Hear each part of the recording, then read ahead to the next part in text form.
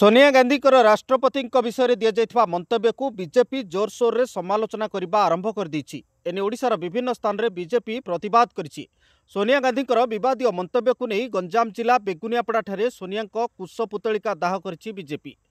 तुरंत सोनिया गांधी क्षमा प्रार्थना करंतु बोली दाबी करा जाइछि। शुक्रवार संध्यारे बेगुनियापड़ा ब्लॉक छकरे बीजेपी पक्षरु विक्षोभ प्रदर्शन सहित कांग्रेस विरुद्ध रे नाराबाजी दिया जाइथिला। कोतला एनएसी अध्यक्ष सूर्यनारायण नायक, बीजेपी घुमुसर जिला युव मोर्चा उपसभापति आलोक शतपथी, सुशांत सामल, नृसिंह प्रधान, अशोक तारिणी, हिन सामल समेत शताधिक बीजेपी कर्मकर्ता माने उपस्थित रही सोनिया विवृत्ति को कड़ा समालोचना करछंती।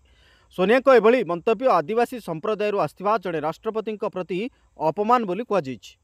आम महामहिम राष्ट्रपति को अपमान करथिबा जो आज कुशपुतला दाह करिलु। कारण सी आमर ओडिया महिला राष्ट्रपति होइचंदी से परे से सोनिया गांधी और राहुल गांधी जो मंतव्य देइचंदी से माने भूल मागिबे, नचेत ए आंदोलन आगु को बढ़िबो।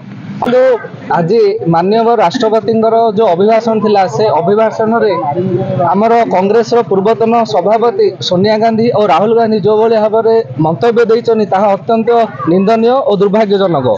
जड़े एससी एसटी दलित बाबू एभली गोटे मंतव्य दबा यह केते दूर जुक्तियुक्त। जड़े देशर जी सर्वोच्च पदवी अच्छी आमर राष्ट्रपति तांकु जो भाई मंतव्य देइचनी जे तांकर मंतव्य बोरिंग थिला, पुअर लेडी एही मंतव्य जो शोभनीय नुहे।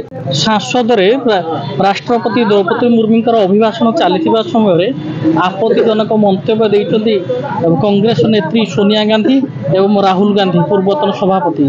तांकरी विरोध रे आज भारत वर्ष रे सारा राज्य रे सारा ओडिशा रे पूरा निया जोड़ुची।